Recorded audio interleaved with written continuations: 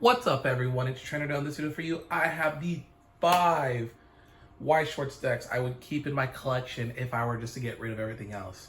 I was going to do this as like a talking head, but I thought, I'll just show the decks. It'll be a little easier, and I can show off a little more on my thought process of things.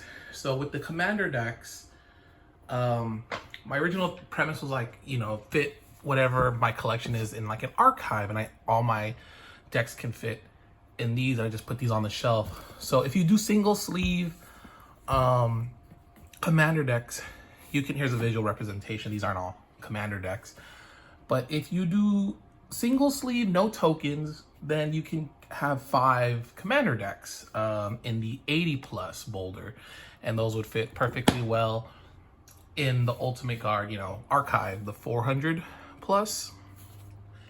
And then I was like, I should do that for all these things where each one should get an archive. But if I did it, then Weiss Schwarz, like, lucky enough, basically gets 8. Like, if you do single sleeve and they're not super foil, like you don't get the premium rare versions, we can go like up to 8, we can go up to 8.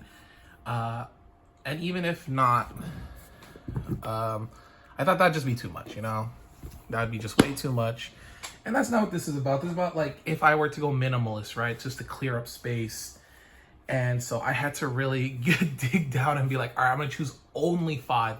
And I have 65 decks, counting trial decks and put-ins collection. So 65.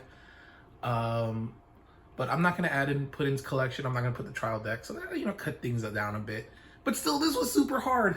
And it mainly came down to these two. Like, I could not make a decision on which one to keep, because I love Goblin Slayer and I love Fate.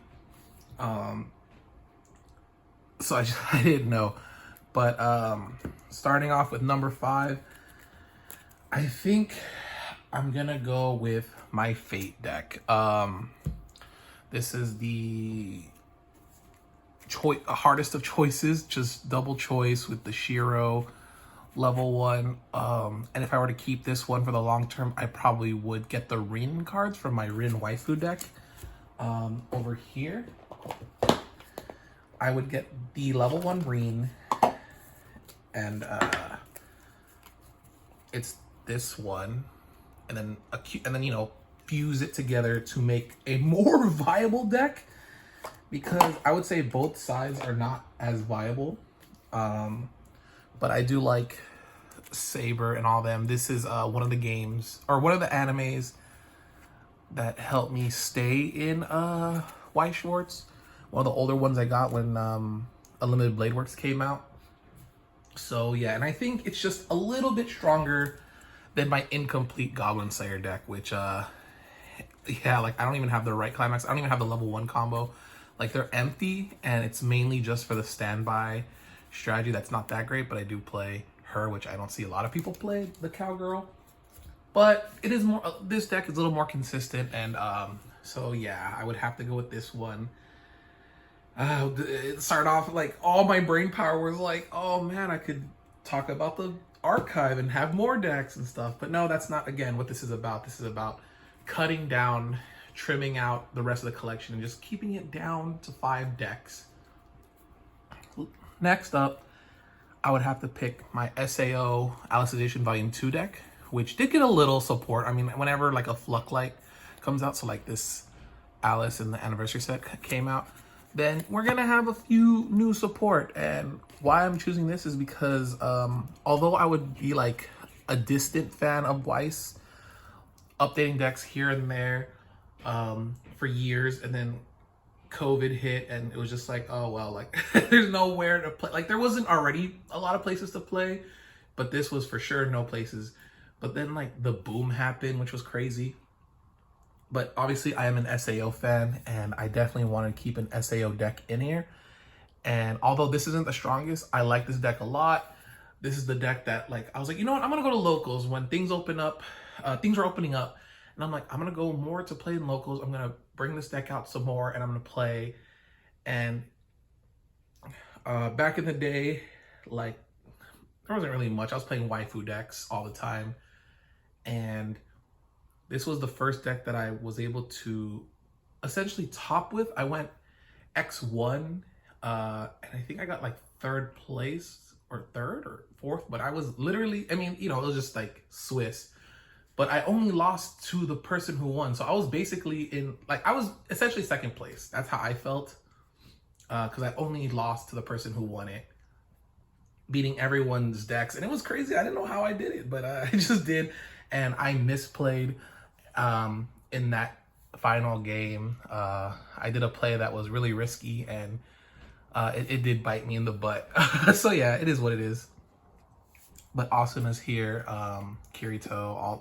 I think another cool thing I like about this deck is that I got everyone in like their goddess outfits, right? So they all kind of fit in here with Asuna there, Leafa there, and then the level 1, where is she? Sinon right there. So yeah. And then I do have a foil sign right here by the voice actress Cherame Lee. So thank you so much again for that. So that's what I would do. I'd probably put more of her signed cards that she signed and just put them in there. And then if I ever meet Bryce Pappenbrook or whatever his name is, then I would get a Kirito card sign. The third deck, to like no one's surprise, I think, you guys know that I'm a big King of Fighters fan. So King of Fighters Premium has to stay here. And this is one of my lowest performing decks, I would say. I don't know, it's very mid in my opinion. It needed a few things. I mean, to play Modern, it's pretty cool, but it wasn't like gonna break the Modern like gameplay format and stuff. And I went out because I bought a case. That was the first time I ever bought a case. I was like, might as well see what I pull. And you know, I went out and got my Kyo signed, and one climax for it. So if I were to, you know, have all the money in the world, I would finish off foiling this out and make it just all foil and everything. I do, again, just it's a super fun deck, and the fact that Kyo does have a burn effect makes me like happier in the inside, because oh man, King of Fighters was so unplayable. Like, it was played for fun, but goodness gracious, was it like not not really doing much. Man. Oh well, I thought like yeah. Yeah. There we go.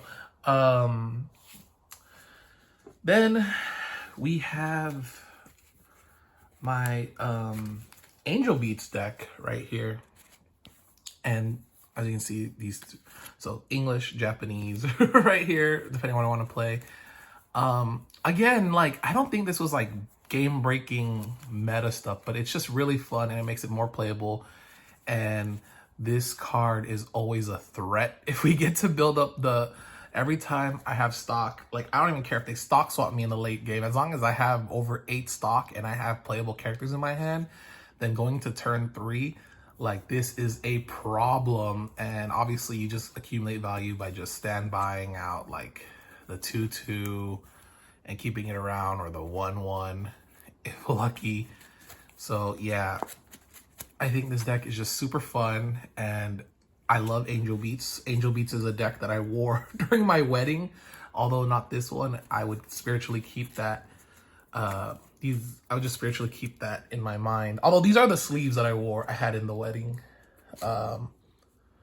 So in a sense, yeah, I get to keep the spirit of Angel Beats and getting married and stuff in one deck. And last but not least, obviously the easiest one for me to keep, with all my Rent a Girlfriend decks, I would guess it just has to be the Ruka waifu.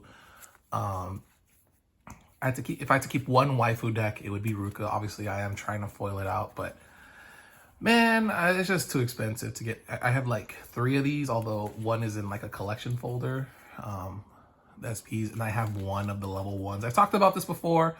I have 1 graded, but yeah, like, to get more would just be, it would hurt so much my wallet, and we gotta pay rent, boys and girls. We gotta do other stuff.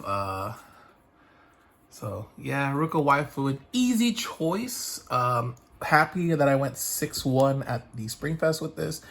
it did better than like my actual quote unquote meta version of the Rent a Girlfriend deck. And although I love that deck a lot too, it just boiled down to which one obviously I would keep.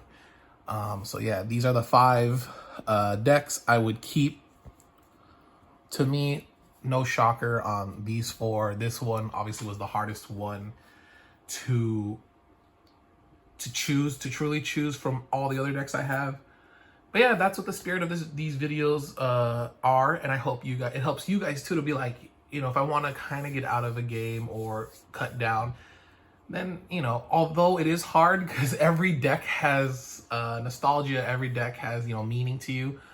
You got to think, and I got to think about which decks I would truly keep, take care of, and play to my heart's desire and like enjoying it. So yeah, thank you so much. Hopefully, you know, you kind of get in my brain space on all this. So yeah, thanks for watching. Peace.